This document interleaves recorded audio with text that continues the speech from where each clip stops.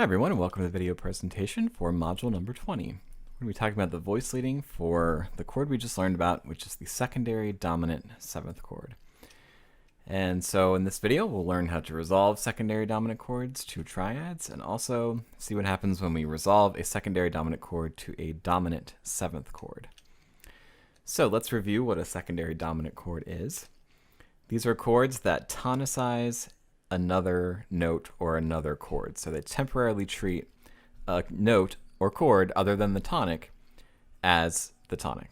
So they temporarily treat it as the tonic. So these chords are the 5 or the 5/7 of whatever key or chord is being temporarily tonicized, temporarily treated as the tonic. They'll always be major triads or dominant seventh chords. And in our Roman numeral analysis, we'll write them as 5 of something or 5/7 of something. This was our example. So this was the key of C major. There's no sharps, no flats. And we did this analysis before. So this was C major. And this first chord here is D, F sharp, A, D. So that's a D major chord, followed by a G major chord. And we want to analyze that in the key of C major. And so that D major chord doesn't exist in the key of C major, but it does exist in the key of G. It exists in the key that we are tonicizing, in the key of G, okay? And so this D major chord is actually the 5 of the key of G major. And so it functions, it has a secondary function, which is to make the note G, or the chord G, sound like it is tonic. So G is being tonicized, made to sound like it's temporarily the tonic. And so we analyze it by saying that that D major chord is the 5 of G, and since G is 5 in the key of C major, we say that that D major chord is the 5 of 5. And again, 5 just means G, because G is the 5 of C major. Okay, so again, a D major chord doesn't exist in C, but it does exist in the key of G, which is what we're tonicizing. So we say that it is the 5 of 5, since 5 is G in the key of C. So 5 of 5, it's a secondary dominant chord. And it's a major triad, and again, all of those things above are true. Okay, so that's a quick review of what a secondary dominant chord is. Now, we need to learn how to resolve it, and how to particularly how to resolve a secondary dominant seventh chord. So a triad is fairly straightforward because it just has one leading tone in it. We know how to do that. Secondary dominant seventh chords, they're also straightforward because they have all the same parts as a regular 5/7. And resolving a 5/7 was something that we did a lot in the last 2 units, right? So the 5/7 has the 7th in it, and it also has the leading tone in it. And we know from what we know about a regular 5/7 that a 7th of a chord should always resolve down by a step, and a leading tone of a chord should always resolve up by a step. Okay, so those rules are the same, even though this is now a secondary dominant chord and not a regular dominant seventh chord. So here's a similar chord. Again, this is the key of C major. And this is actually a 5/7 of 5, so that's a D7 going to a 5 chord, which is a G. Okay, all in the key of C major. So we say that that D7 is the 5/7 of 5, and the 5 is G. Okay, so this is just the 5/7 of G. And so to resolve it, we would just follow all these steps. We'd find the 7th of the chord, that would resolve down by a step. And so that's going to be the note C. That's the 7th. So to resolve that to our next chord, that C would have to resolve down to a B. And then the leading tone would resolve up by a step. Okay? So that F sharp is the leading tone, right, of G, right? Not C major anymore, but G, since that's the key we're going to. So that F sharp will have to resolve up to the note G. And that's the basic voice leading of a 5/7 of 5. Remembering all the same rules apply as if it were regular 5/7, which is that the 7th of the chord resolves down by step, and the leading tone of the chord, which will be the leading tone of the key that we're going to, resolves up by a step, and to become do in the key being tonicized. So that F sharp was the leading tone of G. That resolves up by a step to G. Okay, so that's the basics of this. Now let's look at what happens when you put this in four voices. So for this very first one, we're now in the key of G, and we're trying to resolve a 5/7 of 2 to the 2 chord. So I guess we should try to figure out what those are first. So the 2 chord in the key of G will be an A minor chord, so that's where we're going. And the 5/7 of A minor will be E7, since that's the 5th note of an A minor scale, the 5 chord of A minor. Okay. Now from here you just find all those notes, and so remember that the 7th of the chord will resolve down by a step, and the leading tone of the key that we're going to, right, of A minor, will go up by a step. So which one of these notes is the 7th? Well, this is root position, so it's going to be a 7 above this E. So 1, 2, 3, 4, 5, 6, 7 is going to be D. So that's our 7th, and we know that that has to resolve down by a step to become a C. Then the other important note is the leading tone, and it's going to be the leading tone of A minor. So that'll be G sharp, because G sharp is the leading tone of A minor, right? G sharp leads to A. So that leading tone should resolve up by step to become A. Okay? And from there, everything else just either moves by step or stays the same. So you could move this B down to an A, or you could move it up to a C. Either way would work. And then I need a correct bass note for a root position 1 chord. So I'll move my bass note down to an A.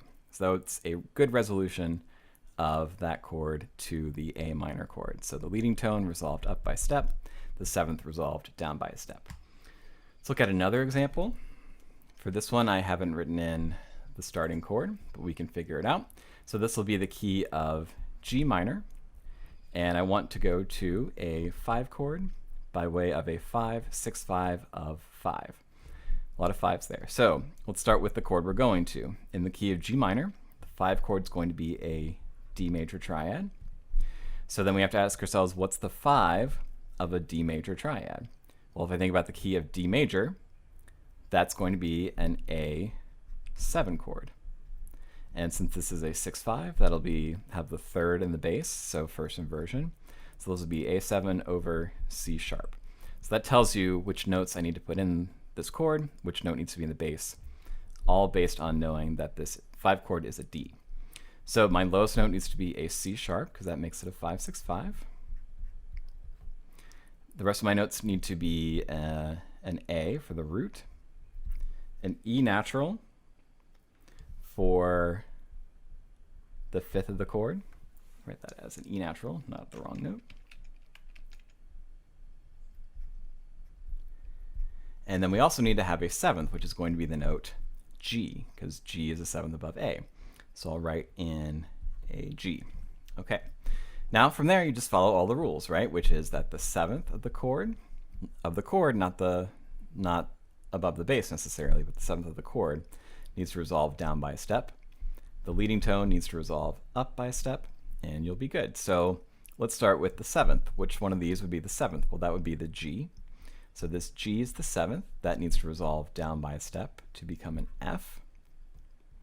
And it's going to be a sharp since it's a major chord.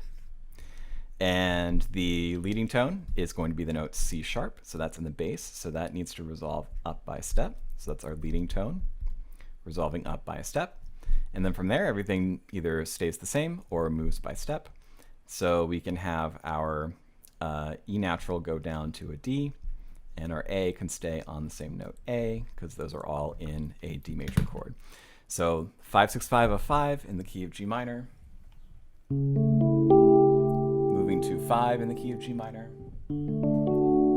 which would eventually lead to 1. Right? Okay. So that's how you figure it out. You start with the chord that you're going to, and then work your way back. So I knew that was a D chord, and then I figured out what 5/6/5 of that D chord was. Then I wrote out a chord in good spacing like we know how to do.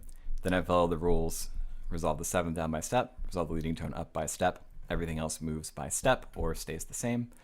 and I ended up with a good resolution from one chord to the next. So let's look at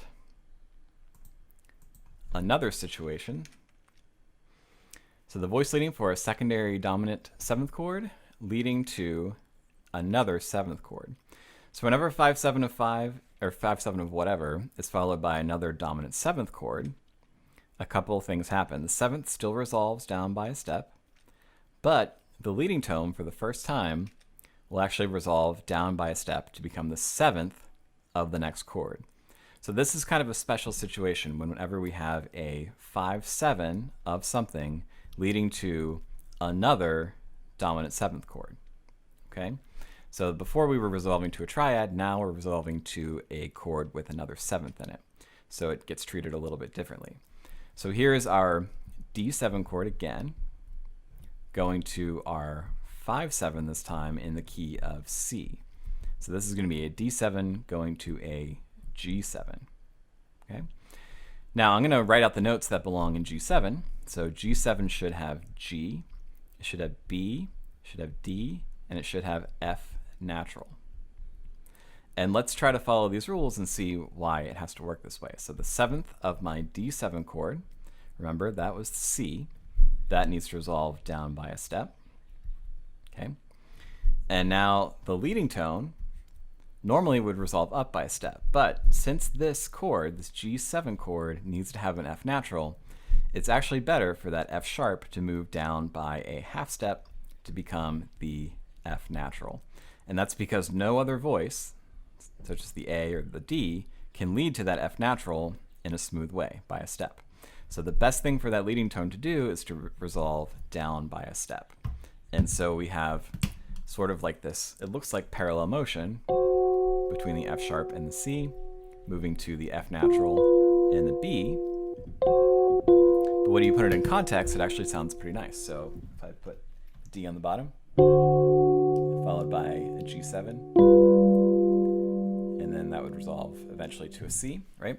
That's actually the best voice leading that you can have. So in this one case, it's better to not resolve the leading tone up by a step. It's better to resolve the leading tone down by a step to become the 7th of the next chord. So that F sharp leading tone didn't resolve to a G, it resolved to an F natural, which is the 7th of the next chord. So that's just the best way that you can have one dominant chord followed by another dominant chord.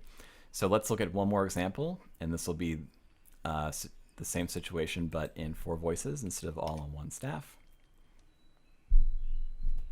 Okay, and so here's our example. This is now the key of F major, and I'm going from a 5-7 of 5 to a 5-7. So let's figure out what those chords would be.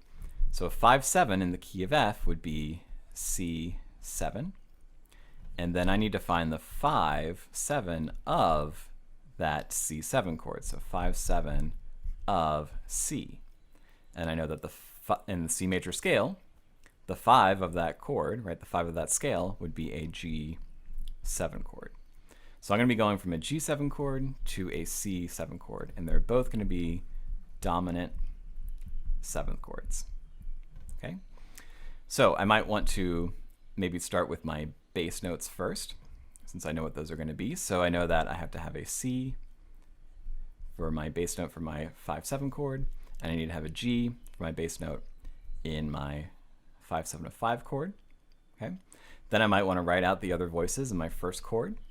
So I need to have a 3rd above the G, so B natural, and I need to have a 5th above the chord, and then I need to have a, whoops, redo that, need to have a 7th above that chord as well. So I'll have those. That's a good close voicing there. All right, so let's see if we can resolve this correctly. Now, remember, the 7th of the chord will always resolve down by a step, and since we have 2 dominant chords in the row, we'll have a leading tone that's going to go down by a step. Okay, and so let's start with the 7th. So the 7th of G7 is going to be that F natural. So that'll resolve down by a step to an E natural. Then my leading tone which would be the leading tone of C, that's going to be the note B. So my leading tone normally would resolve up, but this time it's going to resolve down to become the 7th of my next chord, which will be a B flat, which is the 7th of a C7 chord. Okay. Now I just have one more note to add, and you'll see the best thing to do is go down, either go up to the E or go down to the C. Either way, this chord is going to be missing its 5th. But that's okay, because that fits into our other rule we learned, which is whenever you have a dominant chord leading to another chord, one will be complete and one will be incomplete. So whenever you have two dominants in a row, it follows that rule as well, which is that one dominant chord will be complete and another chord will be incomplete. You can't have both be complete and also be in root position. So that follows that rule too. Okay, but you see that the best thing for this to do was the leading tone, that B natural, to go down to a step to become the 7th of the next chord, and we end up with this nice sound.